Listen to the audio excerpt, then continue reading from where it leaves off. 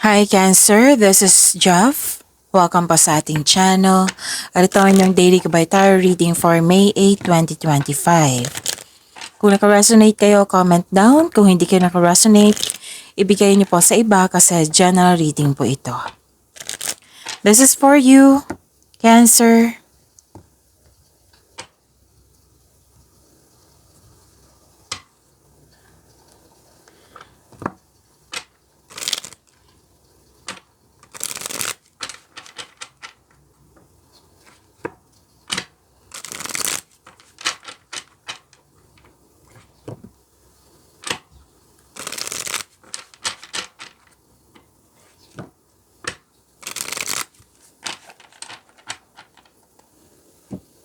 Para po ito sa inyo, Cancer.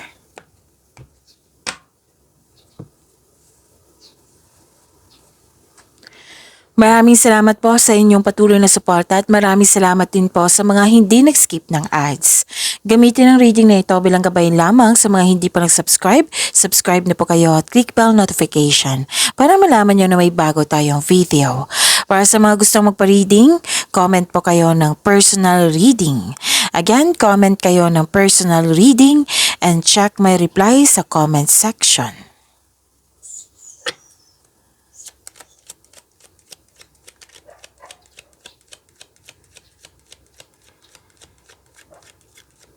Spirits Guide, mga ganap po para kay Cancer. I need 3 cards po.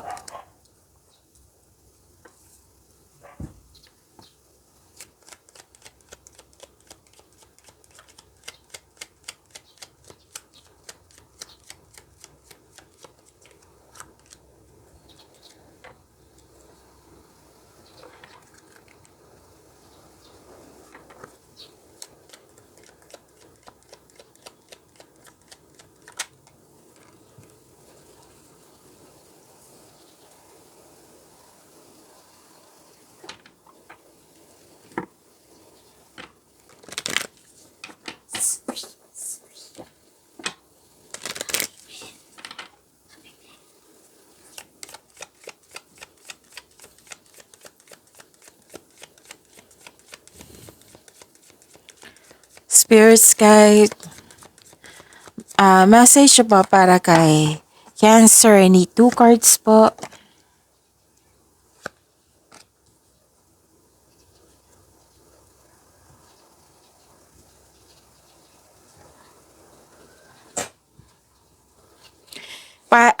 Okay, Cancer. Pwedeng lumabas ito kahapon sa inyo na may tuto sa inyong desisyon? Oo. Kung hindi ako nagkakamali ha. Oo. Okay. May nakita ko ditong rivalry. Competition, pwedeng selos ito, pwedeng inggit, tuso, mandaraya, may nagsinungaling, may temptation, may mapaninlang na tao, pwedeng tuto sa inyong desisyon or tungkol ito sa third party concern. Or po. Okay, so remember, this is general reading. So actually nalilito ka dito at nalilito ka. Naguguluhan. Lumapit ka dito sa isang elders or parents ba ito, pwedeng wiser, pwedeng mentor nyo po, na nagbigay ito ng wisdom message sa iyo, nagbigay ng suporta sa iyo. At yes, dahil sa kanyang wisdom message, na-motivate kayo. You're inspired in action na. And wow, this is prosperity. Actually, I think lumabas din ito kahapon or sa weekly gabay tarot reading nyo na may nag-uusap na grupo ng tao dito sa property or sa domestic matters. Pwede din nagpahinga kayo sa bahay, nag-vacation kayo sa bahay, nag-staycation kayo sa bahay. Pwede din na home base yung trabaho nyo po. And claim this prosperity. Wow.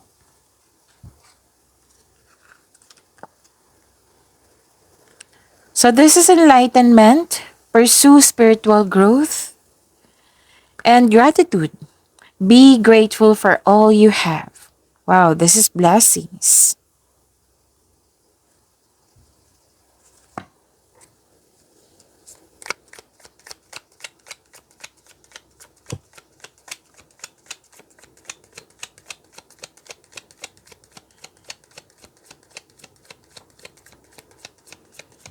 Spirits guide.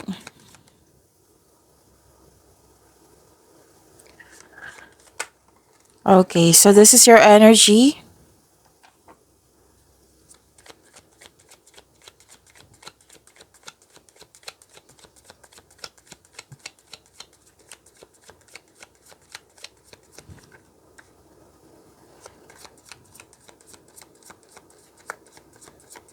Cancer.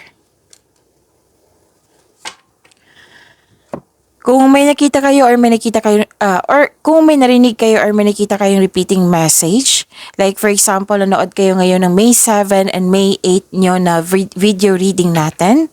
Oo, Cancer. Tapos may napansin kayo na repeating message. Yan po yung pinupush ng cards nyo na kailangan yung bigyan ng atensyon, solusyon, aksyon, kung maaari po. So, ano yung energy? By the way, bago ko makalimutan, Cancer, sa mga nag-aabang sa inyong love reading, meron kayong love reading ngayon ha, after ni Capricorn. So, 12 zodiac signs to. Tapos, after ni Capricorn, kayo ng kasunod. Ipopost ko po. So, wag niyong kalimutan i-click yung video para mapanood nyo kasi that is our second channel, that is Love Chav. And i-click nyo po yung subscription button and i-click nyo po yung bell notification para ma-notify kayo kung may bago kayong video. Okay, so abangan nyo po. So from now on, isipin nyo po yung partner nyo, isipin nyo po yung crush mo, maniligaw nyo, or loss of connection sa isang tao, pwedeng past nyo po ito, na nagkaroon kayo ng connection noon or ngayon. Okay? Para makuha ko yung energy niya. So, see you po. I think this is ma-upload mga 7 p.m. to 12 midnight. Malalaman yun kasi after niya ni Capricorn. So, abang-abang po. Cancer. Okay? So, yun. See you po. So, ano yung energy ni Cancer?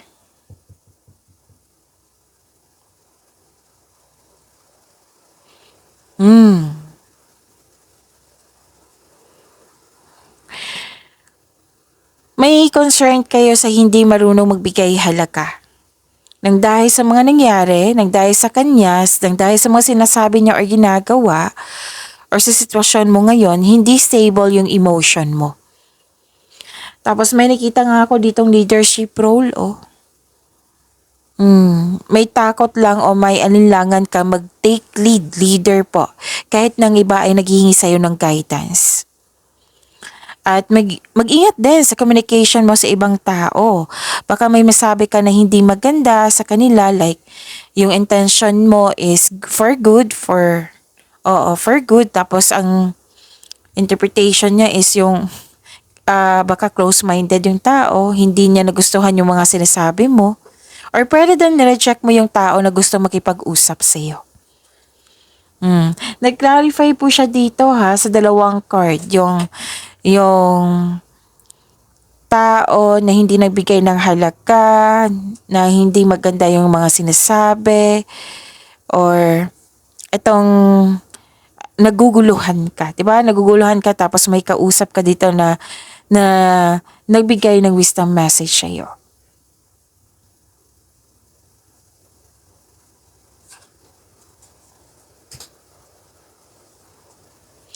Okay, so this is waiting, this is sacrifice, this is hesitation or suspension, pinagpaliban nyo.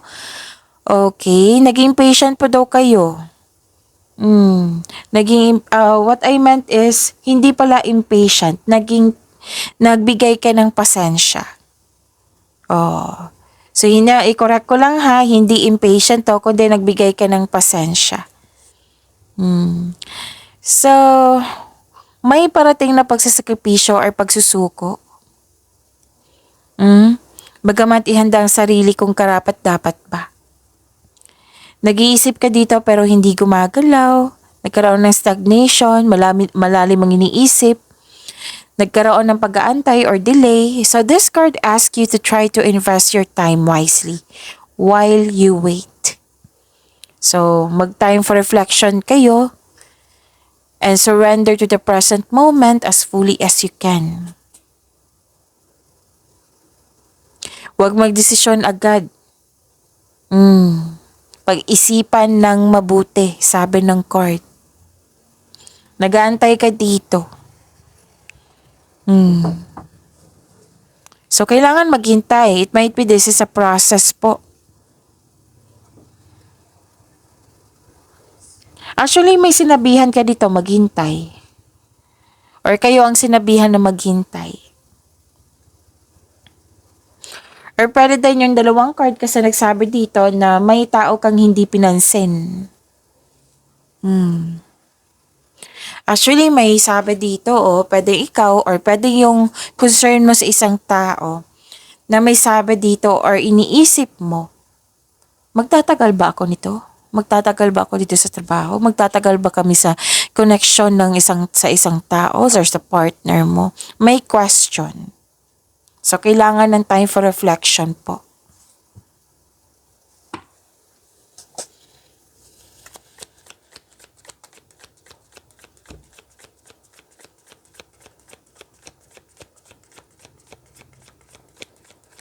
Spirits guide, career and money, ni Cancer.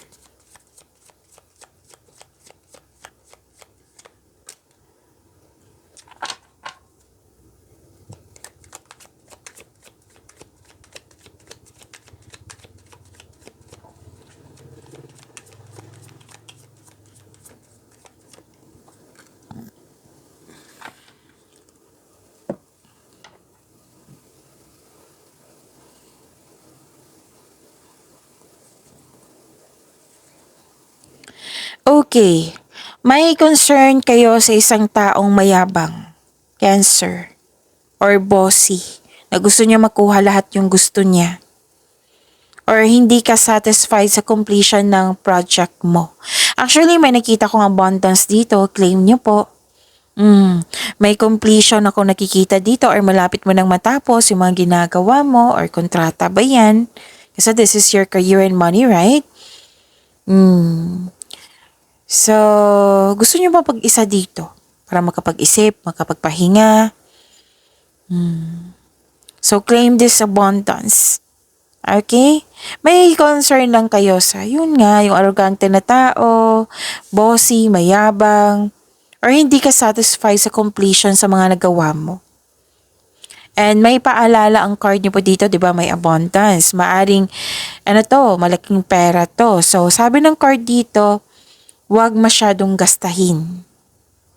Tapos, i-consider mo ang mga biyayang natanggap na i-celebrate mo by expressing gratitude and generosity. See that? Yan. Be grateful for all you have. Nag-clarify po siya dito sa oracle cards as sa tarot cards nyo. So, tandaan niyo yan, ha?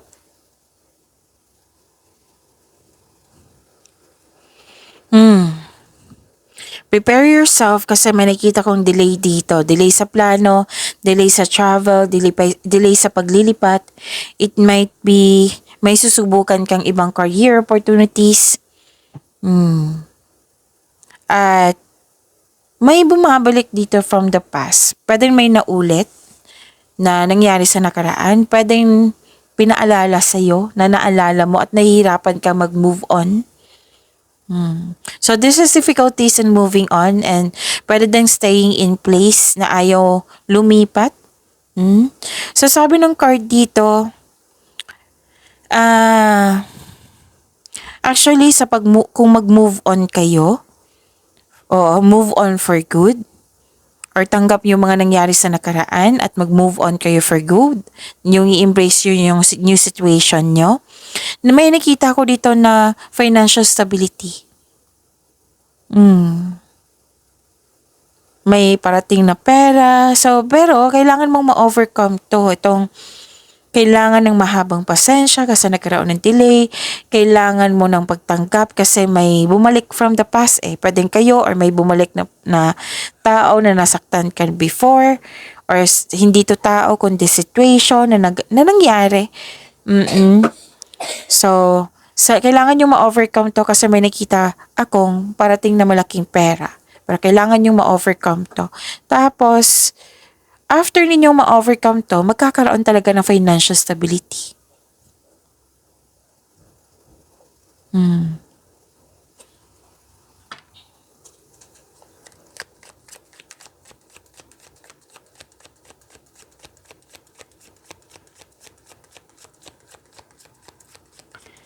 Spirits guide, love, life, self-love, partnership, and romancy, Cancer.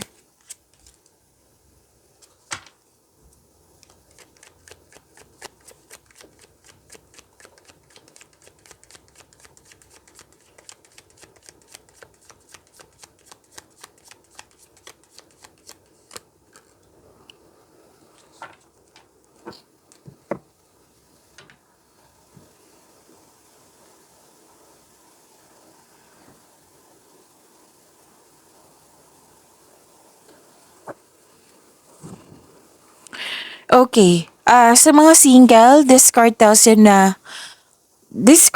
na huwag madaliin upang magkaroon kayo ng karelasyon. Tapos, kailangan magkaroon kayo ng same vision for the future upang sa gayo ay magkaroon kayo ng isang healthy relationship soon. So, kilalanin mo muna kung yan ay isang manliligaw.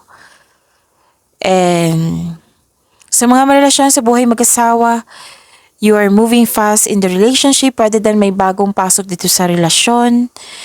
Make it sure na ang couple ay nagkaroon ng vision for the future or mag-create kayo ng solid foundation and establish any plans before taking this relationship to the next level.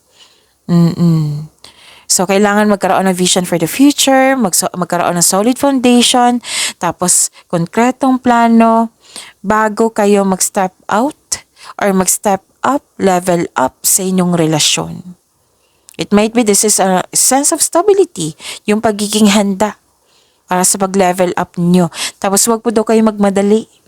Like for example, kailangan 1 month natapos na natin, magkakaroon na tayo ng ipon na ganito. Example lang po iyan ha. Parang nagmamadali kayo dito. So wag. Kalma lang. Makinig din kayo sa inyong intuition kasi it will guide you to the next phase of your life with confidence. Gawa kayo ng konkretong plano, sabi po ng card. Sa mga nagbabalak dito mag-level up. So you are inspired in action, nagkaroon ng momentum, pag-uusap, nagkaroon ng direction, nagkaroon ng focus, determination, concentration, and perseverance. So listen to your intuition ha, to guide you towards the next action. And sabi ng card dito, you have success in the face of difficulty. Actually, may umuwi dito na successful. Pwede din mag-travel kayo. Pwede din, or literal yung sinabi ko kanina na mag-level up na kayo. So sabi, like for example, magpapakasal na tayo. Ang sabi ng card dito, magkaroon ng sense of stability, plano. Konkretong plano. Like, pag-iipon para sa kasal, para sa pagbukod. Kasi kailangan niya ng money para sa pagsimula nyo.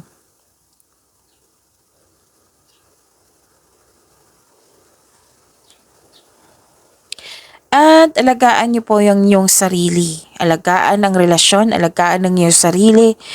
And yes. Kung may kakilala ko yung buntis dyan, kung hindi maganda ang aura niya, yung makikita mo yan sa mukha niya eh. So, kailangan mo siyang sabihan kung pwede ha, na magpa-check up sa doktor kung kailangan. Kung hindi maganda yung pakiramdam mo or sa iyong partner, o kailangan ng tamang pahinga or magpa-check up kung kinakailangan. Okay, so yun, sa mga nagkaroon ng lack of inspiration dito and lack of concentration, huwag kayong mag-alala. May nakita naman akong dito, moment dito na magkakaroon ng pagkakaisa, magkakaroon ng pag-uusap, at magiging inspired din kayo. May pag-uusap talaga, may kausap ka dito, whether parents mo ba yan, elders, wise, or mentor, or even your partner na very wise. Pwede siya. Na nagbigay ng wisdom message sa iyo nang siyang dahilan na motivate kayo. Pagyamanin niyo po yung blessings na binigay sa inyo, Cancer. See you po mamaya after ni Capricorn and see you tomorrow. Maraming salamat po.